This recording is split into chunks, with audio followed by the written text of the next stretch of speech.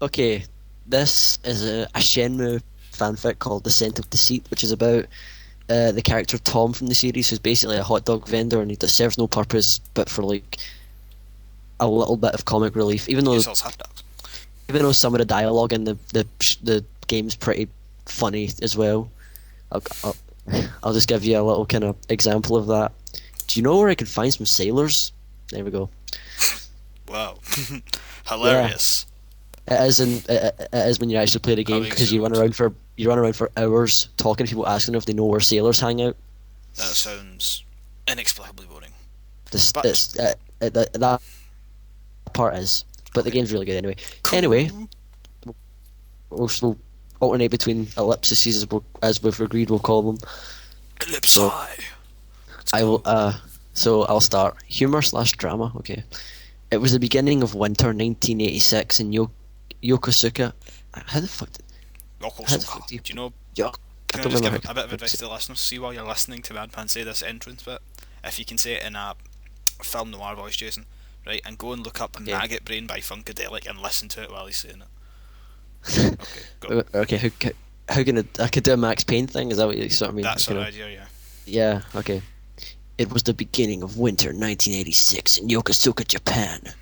Above the small, inoffensive buildings of the Buita, the November skies hung grey and heavy, and though everyone constantly had their umbrella at hand, Hello, hello, the weather hey, hey, hey. Sorry. the weather seemed to keeping them waiting more interesting. Get Wait. this, see in the actual game, whenever he mentions the day of his dad's death, he always says when the snow turned to rain, or when the rain turned to snow, which automatically puts me in mind of my motto. That's quite awesome. It is, and I think someone's gonna come in the house now, and this is gonna be more failed, but we'll keep going until then. Yes. Passing the corner in the Ada You can Florist, stop doing Rio that. That is expected. very annoying. Okay, passing the corner in Ada Florist, Rio expected to see Nozomi, that's like his girlfriend, and was dreading a conversation who he doesn't like apparently. Com- What for the relationship? Conversations with her were awkward and felt painfully acted, although recently he hadn't seen much of her. Fate, it seemed, was giving him a break, saying that she wasn't there yet again.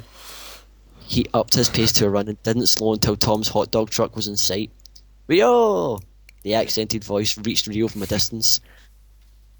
Tom's dance was the same as it had been yesterday, and the day before, and the day before that. What's his dance? Tom, I don't even remember. It's retarded. It's I'm like the same thinking. thing over and over again. I'm thinking thriller.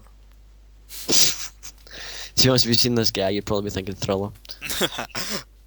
I'll try and do the voices. Tom, how about a dog, man? I'd make you something special. Rio shook his head politely. Sorry, Tom, I'm late for class. Maybe next time. That's basically how he talks, by the way. Oh, cool. Like in that kind of monotone voice. Ugh. Tom looked sullen, and there was an unusual pause.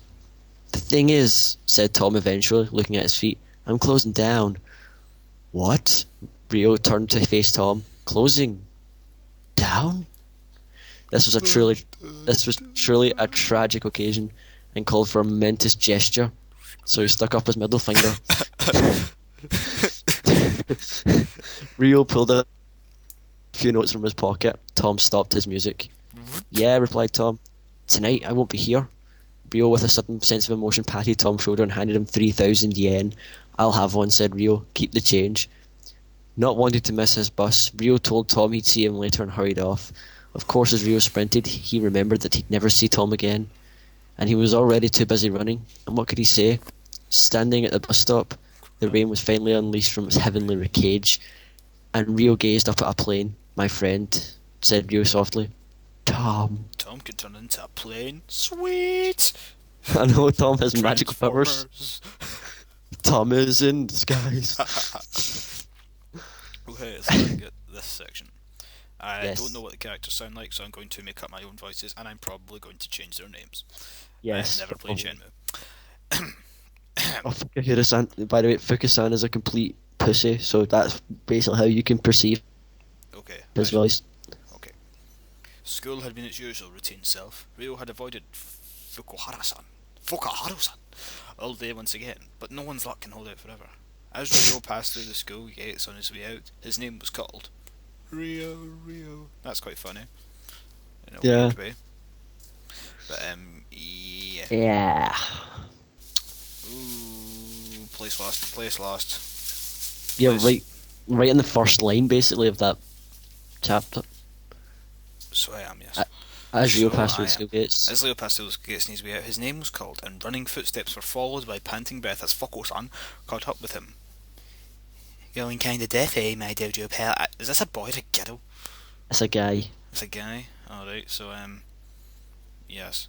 Uh, Going kind of deaf, eh, my dojo pal? Ryu made a non-committal noise as they turned left outside the entrance and began down the pavement towards the bus stop. As winter was now upon them, the air was fresh and the sky was rapidly darkening. So how warm are those things in your new grade, eh? Asked Foko-san as they made their way past the Yokosuka fast food and sampled a robot of fat, which, like the warm yellow night from the window, filtered out. Oh, that's quite deep. Filtered Yeah. outside. Rio, Rio, Rio, Rio, Rio. Rio, Rio. Or Dancing Rio, around. as Fukusan will say. Yeah. Oops. hmm I've lost my place again. Have you seen Nozomi lately? Have you seen the Zomi lately? Persisted Foko-san. Rio slowed for a minute without realization. No, I haven't. Well, when you see her, you can tell her I've still got the book she lent me last. Fukusan's voice faded away, and I was mind as he stared blindly ahead. Flashback! Father!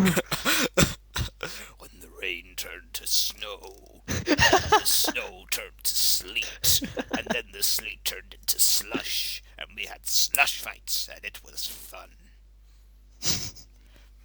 That was a good little Karibo impression there. Was it awesome?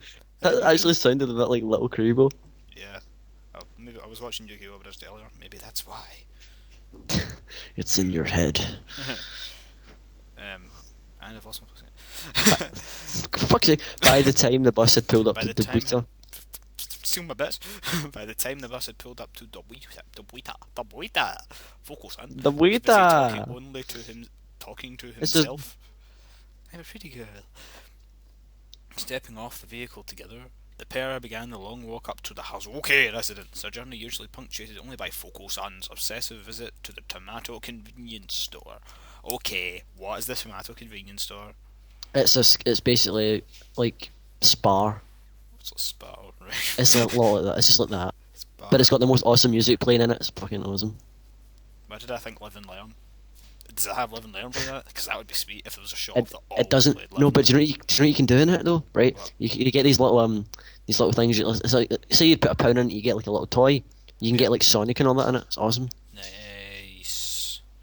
Anyway, he was apparently very much in love with the girl behind the checkout. But before Foko-san had the chance to go and make another pointless purchase, his last one was, I quote, a box of matches. Yes. Ryo suddenly seemed to see something and grabbed Foko-san's arm. Motioning Foko-san to follow, Ryo sneaked towards Tom's hot dog stand and slowly keeping a distance. Keeping out of sight, they stopped at a safe distance. Sorry, get mixed up there. Yeah. You're too tired. What are we doing? Just woke up. I'm sorry, viewers. What are we Hold doing, on, Ryo? hold on a wee second. Just gonna close the door because no one's closed the door. Okay, close the fucking door! Dodge! I'll just fill. What are we doing, Ryo-san? Ryo hissed and told Foko-san to shut the fuck up. Right, I'm back. They listened. Fuku-san saw nothing unusual. Tom was dancing as normal, the music was pumping. Ask me. The smell of food tempting. Nothing happened for a whole minute. His attention span being shorter than Ryo's, he was ready to go. Totally gay, is it? But he decided to make a move. As he decided to make a move, a potential customer approached from the opposite side of the pink truck, and Ryo pulled Foko-san back. Hey, how's it going, Matt? I can't remember it. That's actually a really good impression of Tom. Sweet, said Tom, grinning. You look healthier than ever. Ryo listened attentively out of sight. How about a dog, man? Asked Tom cheerfully. Do I know you? Replied the man. Just then, Tom's act was revealed. The dreadlocks flopped. The dance a bit slowed to a halt. Tom's a Rasta? And Tom's eyes scaled soberly to the ground He as sort of is. behind their hot shades. Sweet. Rio's blood heated with each familiar word that Tom's mouth emitted, but it refrained from boiling. Just as his father was always telling him to do. Dad! He held back his emotions until he could be sure of his judgment.